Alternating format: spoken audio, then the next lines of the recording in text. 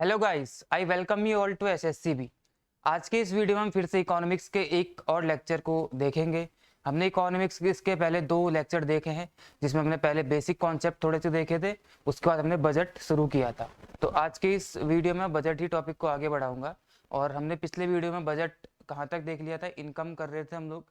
Income हम लोग आगे बढ़ते बढ़ते टैक्स तक पहुंच चुके थे, और टैक्स को हमने 2 भागों में विभाजित किया था, एक डायरेक्ट टैक्स और एक इनडायरेक्ट टैक्स। तो आज हम बात करेंगे इनडायरेक्ट यानी कि अप्रत्यक्ष कर की। ठीक है, अप्रत्यक्ष कर, इनडायरेक्ट टैक्स, इसमें हम लोग जीएसटी की बात करेंगे। तो आज हमारा जो मेन टॉपिक है, आज का टॉपिक वो जीएसटी रहेगा। तो हम शुरुआत करते हैं बिना किसी देरी के। ठीक है, क्या पढ़ेंगे हम लोग? जीएसटी। जीएसटी से आप भली भांति परिचित है, आप सब लोग जीएसटी देते हैं।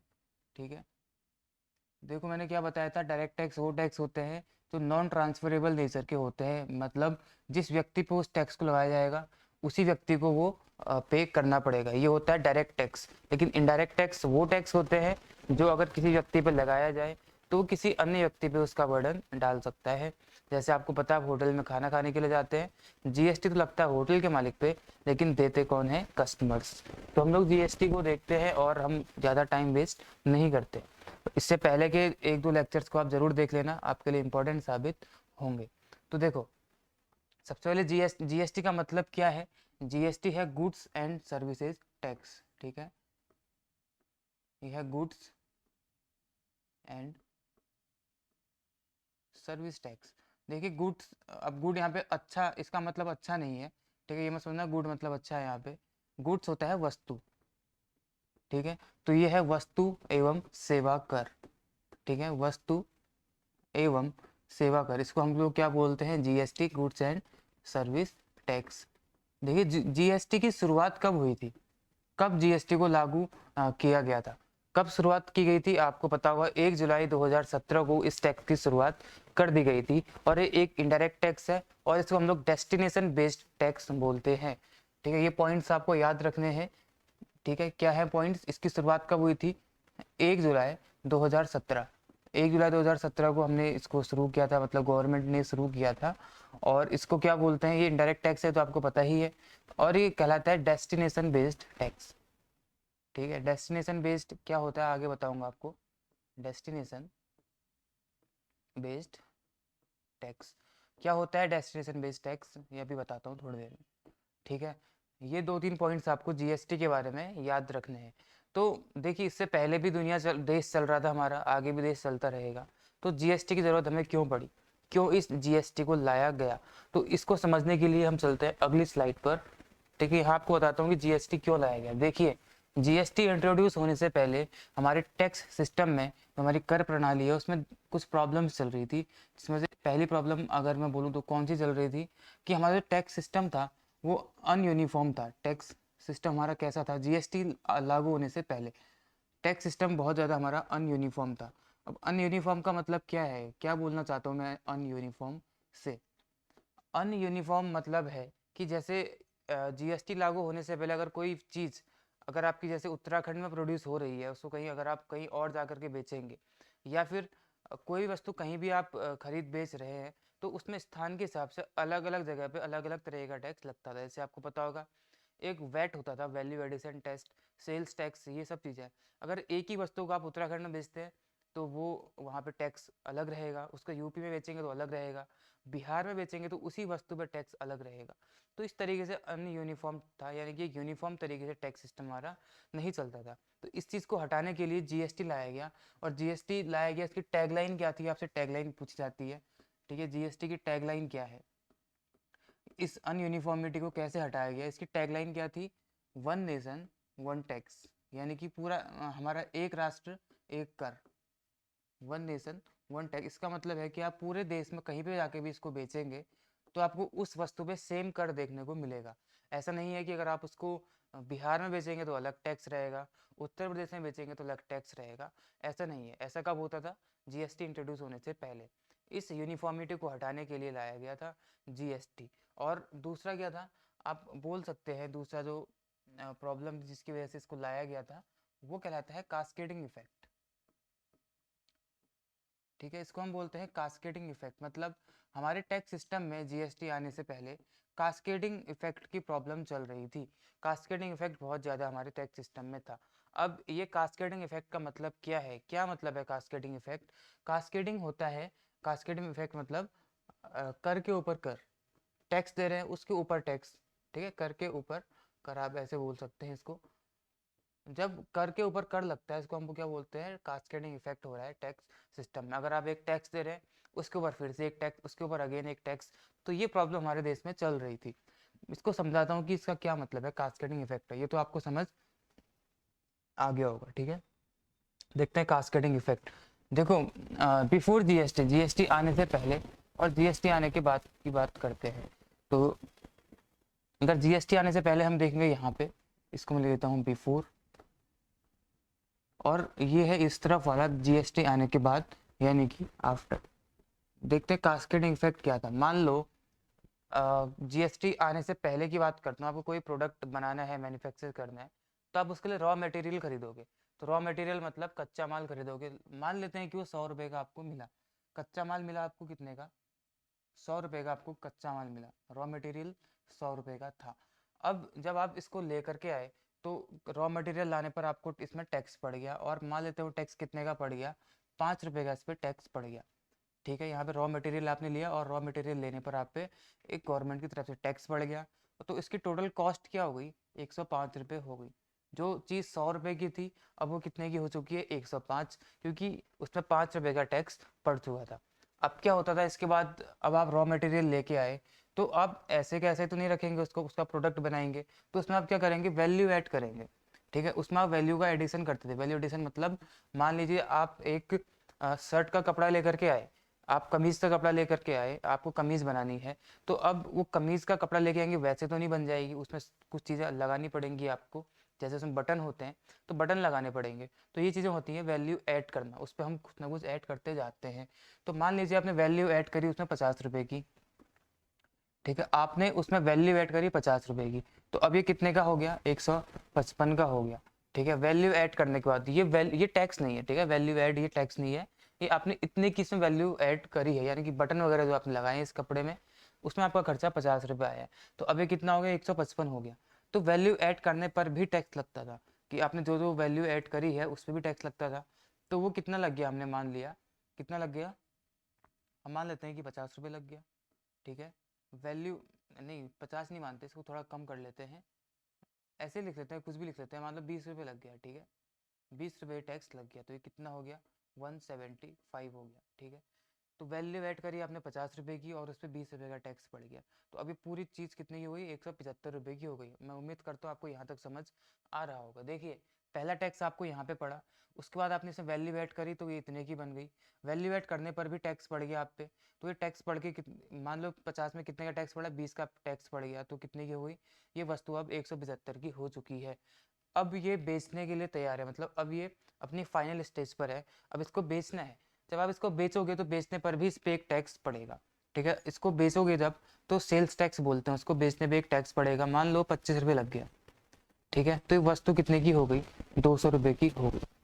समझ रहे हैं, ये कौन सा टैक्स पड़ गया इस पर, हम सेलिंग स्टेज पे लगाए। ठीक है, तो सेल्स टैक्स या सेलिंग टैक्स जो भी है, ऐसे बोल देते हैं, सेल्स टैक्स।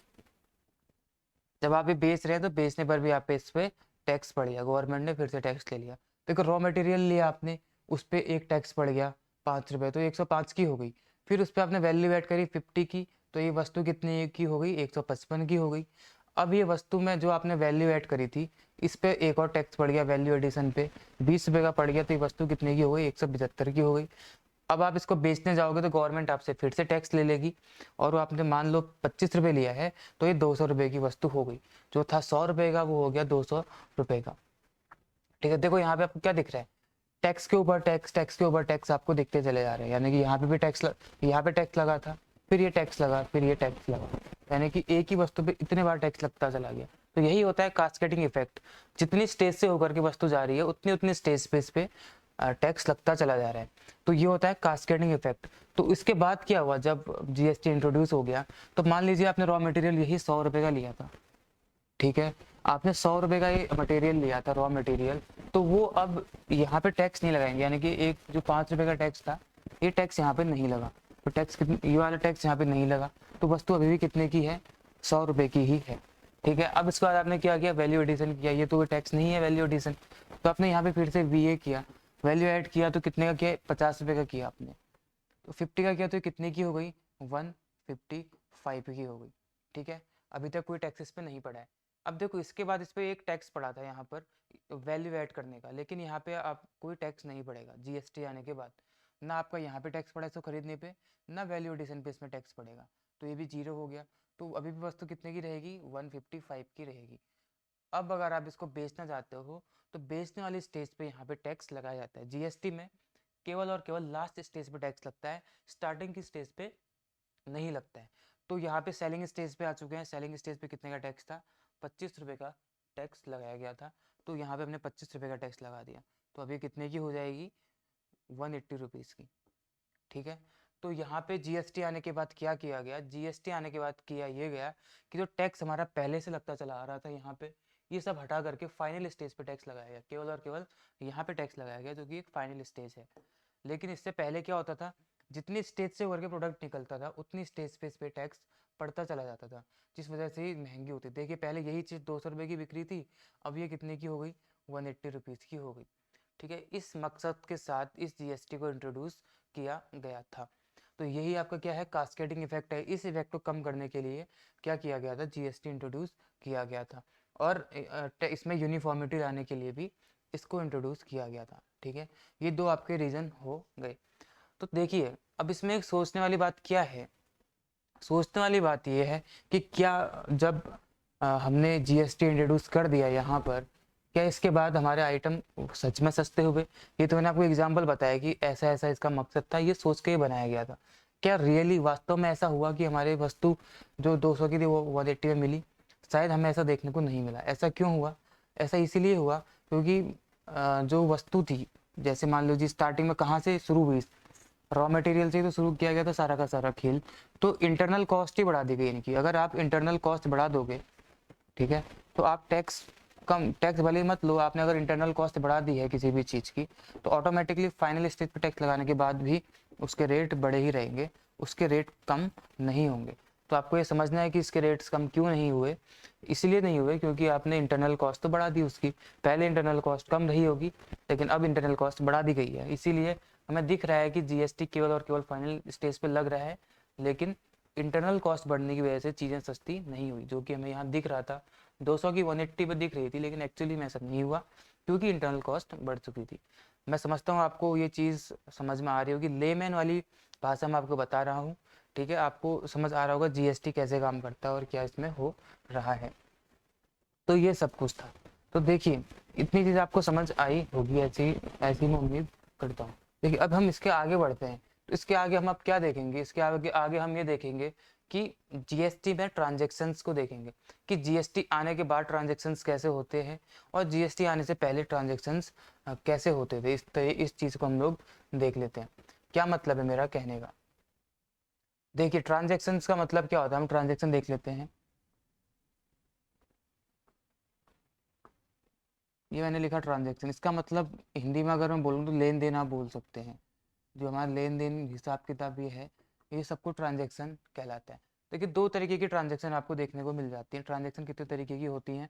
दो तरीके की होती हैं। एक जो होती है इंट्रा स्टेट, एक होती है इंट्रा स्टेट, और दूसरी ट्रांजेक्शन होती है इंटर स्टेट।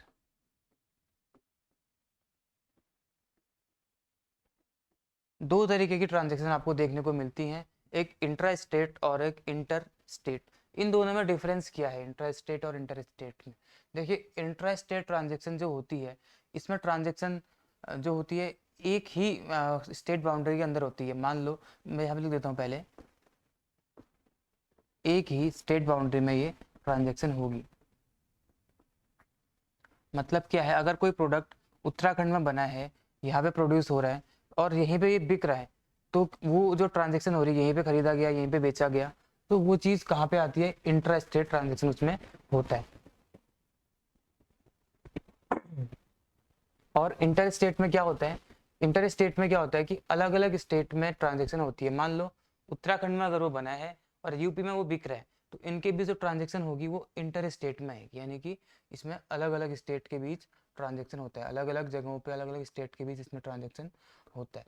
तो ये दो तरीके की ट्रांजेक्शन हम लोग करते हैं, पहले भी होता था, अभी भी होता है और आगे भी ये ट्रांजेक्शन्स होती रहेंगी। तो इनमें टैक्स का क्या असर पड़ा है जीएसटी आने के बाद और उससे पहले, इसको देखते हैं। देखिए, जीएसटी इंट्रोड्यूस होने से पहले जितने भी इंट्रा स्टेट ट्रांजेक्शन होती थी, इंट्रा स्टेट मतलब एक ही स्टेट में होने वाले ट्रांजेक्शन्स, इन पे लगता था वैट। इन पे क्या लगता था? वैट लगता था। वैट मतलब वैल्यू एडिशन टैक्स, जिसको हम बोलते हैं वैट। और इंटर स्टेट ट्रांजेक्शन में क्या लगता था? सर्विस टैक्स लगता था। ये टैक्स लगाया जाता था। देखो, इंट्रा स्टेट ट्रांजेक्शन में क्या होता था? जीएसटी आने से पहले वैट लगता था, और वैट किसके द्वारा लगाया जाता था? स्टेट गवर्नमेंट के द्वारा ही लगता था। स्टेट गवर्नमेंट इसके द्वारा लगाया जाता था। और ये टैक्स किसके द्वारा लगाया जाता था? जो इंटर स्टेट ट्रांजेक्शन में होता था, ये सेंट्रल गवर्नमेंट के द्वारा इस टैक्स को लगाया जाता था। तो आप आपको यहाँ पे दिख रहा होगा कि इंटर स्टेट मतलब क्या होता है? एक ही बाउंड्री के अंदर जब आप ट्रांजेक्शन करते हो। और इंटर स्टेट मतलब क्या होता है? जब आप अलग अलग स्टेट बाउंड्री के अंदर क्या करते हो? अपना ट्रांजेक्शन करते हो। तो ये था आपका वैट और सर्विस टैक्स की, जब आपका क्या होता था? जीएसटी नहीं आया हुआ था, उससे पहले ये राज्य सरकार लगाती थी और ये केंद्र सरकार लगाती थी। ठीक है, सर्विस टैक्स या यहाँ पे लिखो सेल्स, सेल्स टैक्स होता था। ठीक है, सेल्स टैक्स यहाँ पे लिखेंगे, तो सेल्स टैक्स लगाया जाता था इसके द्वारा। तो ये चीज़ आपको समझ आ रही होगी। ये था जीएसटी आने से पहले। जीएसटी आने के बाद क्या हो गया? जीएसटी आने के बाद क्या हुआ? इंट्रा स्टेट और इंटर स्टेट दोनों मैं यहाँ पे शॉर्ट में लिख देता हूँ इंट्रा, आप समझ जाएंगे इसको। और यहाँ पे लिख देते हैं क्या? इंटर। ठीक है, ट्रांजेक्शन की बात हो रही है। इंट्रा स्टेट में क्या हुआ जीएसटी आने के बाद? देखो, आपको यहाँ दिख रहा होगा कि स्टेट गवर्नमेंट पहले कैसे कमाती थी। यहाँ पे इंट्रा स्टेट था, स्टेट गवर्नमेंट लगाती थी टैक्स, वैट लगाती थी, इसके माध्यम से स्टेट की कमाई होती थी। और इस टैक्स के माध्यम से सेंट्रल गवर्नमेंट की कमाई होती थी। लेकिन जीएसटी आया, तो जीएसटी आने के बाद क्या असर हुआ, मतलब क्या फ़र्क पड़ा? तो इंट्रा स्टेट उस जीएसटी आपको पता है कि केवल और केवल सेलिंग स्टेज पे लगता है। अब वो जहाँ पे बिक रहा होगा केवल वहीं पे वो टैक्स लगेगा। तो इसमें कमाई कैसे, कमाई मतलब कैसे बढ़ती है दोनों के बीच, सेंटर और स्टेट के बीच? देखिए, इंट्रा स्टेट यानी कि एक ही बाउंड्री में जब हो रहा है, तो यहाँ पे भी जीएसटी लगेगा। ठीक है, और जीएसटी लगेगा यहाँ पे भी, दोनों जगह जीएसटी ही लगना है। यहाँ पे भी जीएसटी लगेगा और यहाँ पे भी जीएसटी लगेगा। लेकिन जब इंट्रा स्टेट होगा, एक ही स्टेट में खरीदने वाला भी बेचने वाला भी हो रहा है, तो वहाँ पे जो जीएसटी लगेगा ना, उसको हम दो भाग में बांट देंगे। ठीक है, इस वाले जीएसटी को दो भाग में बांटा जाएगा। जो इंट्रा स्टेट में लग रहा है, एक ही स्टेट के अंदर जो हो रहा है, उसको दो भाग में बांटा जाएगा।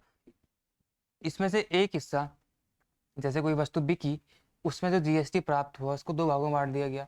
इसमें से एक हिस्सा स्टेट को जाएगा तो ये एसजीएसटी हो जाएगा, एक हिस्सा केंद्र को जाएगा तो ये क्या हो जाएगा? सीजीएसटी हो जाएगा। अगर एक ही स्टेट बाउंड्री में बिक रहा है वो आइटम, तो दो हिस्सों में जीएसटी को बांट लिया गया, एक स्टेट और एक सेंटर जीएसटी। और जो इंटर स्टेट में हो रहा है, इस वाले जीएसटी में ऐसे नहीं बांटा गया दो हिस्सों में, इसको लिखा गया इंटीग्रेटेड जीएसटी। यहाँ पे आई मतलब क्या है? इंटीग्रेटेड। और यहाँ पे क्या है? स्टेट। यहाँ पे है क्या? सेंटर। तो जीएसटी कितने तरीके से बढ़ गया? मेनली दो तरीके से, और अगर देखा जाए वैसे तो तीन तरीके से, एक एसजीएसटी, सीजीएसटी और आईजीएसटी। तो यहाँ पे जो ट्रांजेक्शन, इंट्रा स्टेट ट्रांजेक्शन अगर हो रही है, उत्तराखंड का प्रोडक्ट यहीं पे बन रहा है, यहीं पे बिक रहा है, तो उसमें से जितनी भी इनकम होगी उसको बेचने के बाद गवर्नमेंट की, उसमें से 50% हिस्सा जीएसटी का किसको चले जाएगा? स्टेट गवर्नमेंट को। उसमें से 50% हिस्सा किसको चले जाएगा? सेंट्रल गवर्नमेंट को चले जाएगा। इस तरीके से होता है। और इंटर स्टेट अगर अलग अलग स्टेट में हो रही है, उत्तराखंड का प्रोडक्ट है और यूपी में जाके बिक रहा है, तो किसको वो टैक्स मिले? तो टैक्स किसी को नहीं मिलेगा, केवल किसको मिल जाएगा? केंद्र को मिल जाएगा, सेंटर गवर्नमेंट को वो मिल जाएगा। ठीक है, सेंट्रल गवर्नमेंट को टैक्स मिल जाएगा। लेकिन सेंट्रल गवर्नमेंट क्या करेगी? इस टैक्स को फिर सारे स्टेट्स में, जितने भी स्टेट्स हैं उनमें बांटेगी इस टैक्स को। और उस टैक्स का रेट क्या होगा?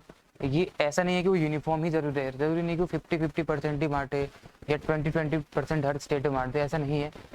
सेंट्रल गवर्नमेंट अपने हिसाब से तय करेगी कि जो जीएसटी मेरे को यहाँ से प्राप्त हुआ है, इसको मैंने किस स्टेट में कितना % देना है। हो सकता है कि किसी स्टेट में ज़्यादा हो, किसी स्टेट में कम हो। तो आईजीएसटी से प्राप्त होने वाली जीएसटी को सेंट्रल गवर्नमेंट अपने हिसाब से अलग अलग रेट्स में बांट सकती है। लेकिन जो इंट्रा स्टेट ट्रांजेक्शन में जीएसटी प्राप्त होती है वो 50% स्टेट को जाती है और 50% सेंटर को जाती है, ये फिक्स होता है। लेकिन ये फिक्स नहीं होता है, ये किसी भी रेट में गवर्नमेंट के द्वारा बांटा जा सकता है। आपको ये चीज़ क्या करनी थी, याद रखनी थी। ठीक है, आपको समझ आया होगा इंट्रा स्टेट और इंटर स्टेट ट्रांजेक्शन के बारे में। अब हम आगे बढ़ते हैं, आगे क्या देखेंगे इसमें अब हम। ठीक है, जीएसटी को आज कंप्लीट ही कर लेते हैं, बहुत ज़्यादा डीप में तो जाने की जरूरत है नहीं, ऊपर ऊपर से देख रहे हैं तो आपको ये चीज़ें समझ आ रही होंगी। देखो अब क्या देखें इसमें जीएसटी में, अब हमें जीएसटी में देखना चाहिए कि हाँ, अब हम जीएसटी में क्या देखते हैं कि कितने तरीके के, how many rates are there. ठीक है, कितने रेट्स हैं जीएसटी में, हाउ मेनी रेट्स। ठीक है, जीएसटी की बात हो रही है, जीएसटी में कितने तरीके के रेट्स हैं।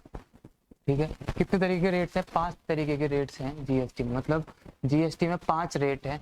कौन कौन से हैं, सबसे पहले इसको लास्ट में लिखूंगा, फिर दूसरा है 5% जीएसटी लगता है, तीसरा है क्या आपका 12%, उसके बाद है आपका 12%, चौथा आपका क्या आता है 18%, और उसके बाद 5वें नंबर पे क्या है 28%। ठीक है, ये 5 रेट्स आपको जीएसटी के देखने को मिल जाएंगे, इनके अलावा कोई ऐसा रेट नहीं है। 0%, 5%, 12, 18 और 28% हो जाएगा। तो फर्स्ट में ये कितना परसेंट है, 0%। ठीक है, पहला रेट है 0%, फिर 5, 12, 18 और 28, ये 5 तरीके के टैक्स रेट्स जीएसटी के आपको भारत में देखने के लिए मिल जाएंगे। इसमें से जो 28% है, देखिए दुनिया में जितनी जगहों पर भी, जितने भी देशों में जीएसटी का सिस्टम लागू है, लगभग 160 देशों में लागू है, उन सभी में सबसे ज़्यादा अगर रेट किसी जीएसटी का है तो इंडिया में ही है 28%। मतलब 28% रेट जीएसटी का किसी भी कंट्री में नहीं है, 28% रेट जीएसटी का केवल और केवल इंडिया में है, सारे के सारे इससे कम ही है देश में। ठीक है, 18%, 12%, 5% और ये है आपका 0%। देखिए अगर किसी आइटम पे ये लिखा हुआ है कि 0%, तो इसका मतलब आप ये मत समझना कि इस पर टैक्स नहीं है। ठीक है, वो आइटम नॉन टैक्सेबल है ऐसा हम नहीं बोलेंगे। अगर इवन उसमें अगर 0% टैक्स लिखा हुआ है ना, फिर भी हम ये बोलेंगे कि ये आइटम टैक्सेबल है।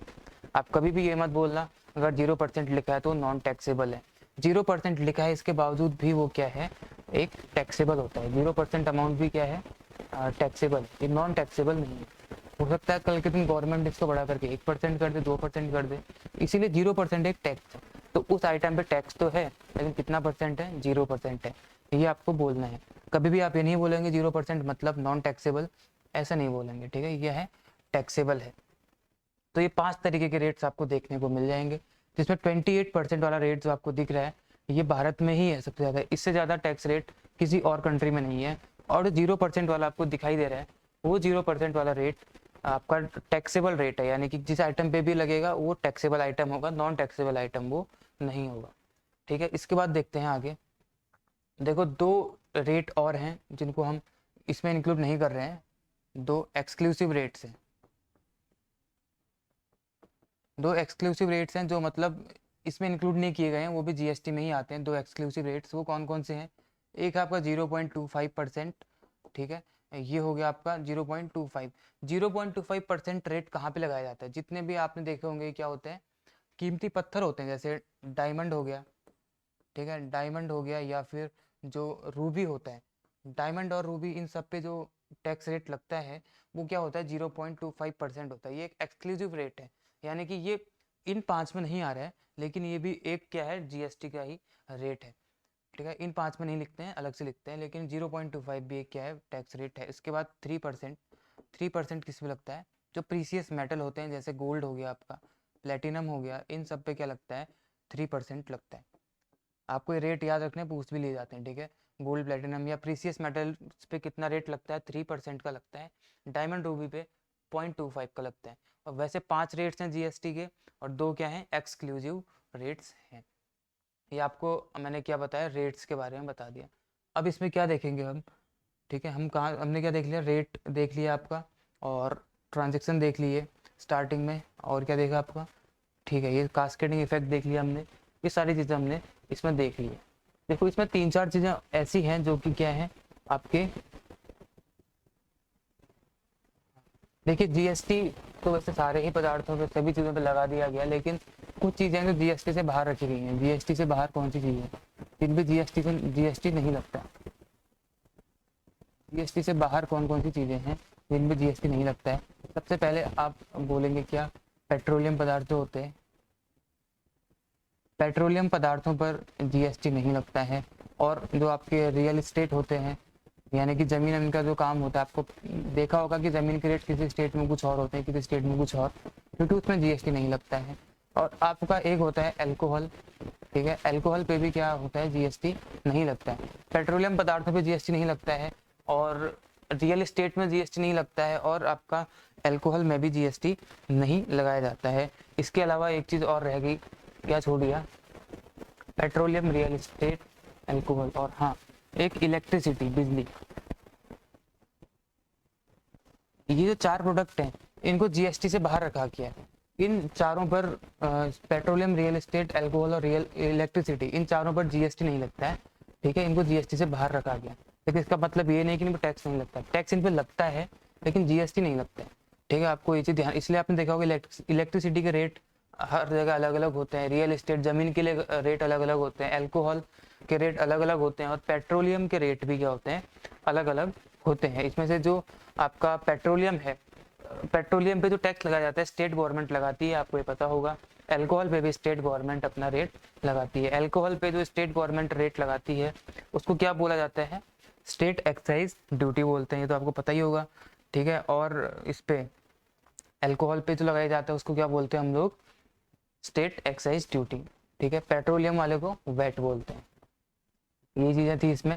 पेट्रोलियम पे जो लगेगा इसको क्या बोलेंगे, वैट, स्टेट गवर्नमेंट लगाएगी। और अल्कोहल पे जो लगेगा इसको बोलेंगे स्टेट एक्साइज ड्यूटी, ठीक है। ये इस पे लगते हैं, ये स्टेट गवर्नमेंट लगाती है। अभी मैंने आपको एक चीज़ बताई थी यहाँ पे कि जो ये बताया था कि आईजीएसटी, तो यहाँ पे मैंने थोड़ा सा गलत बोल दिया था। आईजीएसटी पे जो किस स्टेट को कितना मिलेगा इसका बंटवारा सेंट्रल गवर्नमेंट नहीं करती है, बल्कि जीएसटी काउंसिल करती है, ठीक है। जीएसटी काउंसिल करती है ये डिसाइड कि कौन सी स्टेट को कितना जीएसटी मिलेगा और कौन सी स्टेट को क्या जीएसटी नहीं मिलेगा। ये चीज़ें कौन डिसाइड करती है, जीएसटी काउंसिल करती है। तो देखिए जीएसटी में इतना ही था, ज़्यादा कुछ है नहीं। स्टार्टिंग में हमने देख लिया था कि कब शुरू हुआ था, गुड्स एंड सर्विसेज टैक्स है, 1 जुलाई 2017 को शुरू किया गया था। डेस्टिनेशन बेस्ड टैक्स है, डेस्टिनेशन बेस्ड मतलब कि वहाँ पे लगता है जहाँ पे इसको बेचा जा रहा है। उत्तराखंड में अगर प्रोड्यूस हो रहा है और यूपी में बेचा जा रहा है तो यूपी में जाकर के टैक्स लगाया जाएगा। तो डेस्टिनेशन क्या थी, यूपी, इसीलिए इसको डेस्टिनेशन बेस्ड टैक्स कहा जाता है। उसके बाद टैक्स सिस्टम अनयूनिफॉर्म था हमारा, इसके लिए ये लाया गया, इसकी टैगलाइन ये है। कास्केडिंग इफेक्ट हमारे टैक्स सिस्टम में था, इसके लिए इसको लाया गया, ठीक है। ये चीज़ें थी। इसके बाद हमने ट्रांजेक्शन को देखा था। ट्रांजेक्शन 2 तरीके की, इंट्रा और इंटर।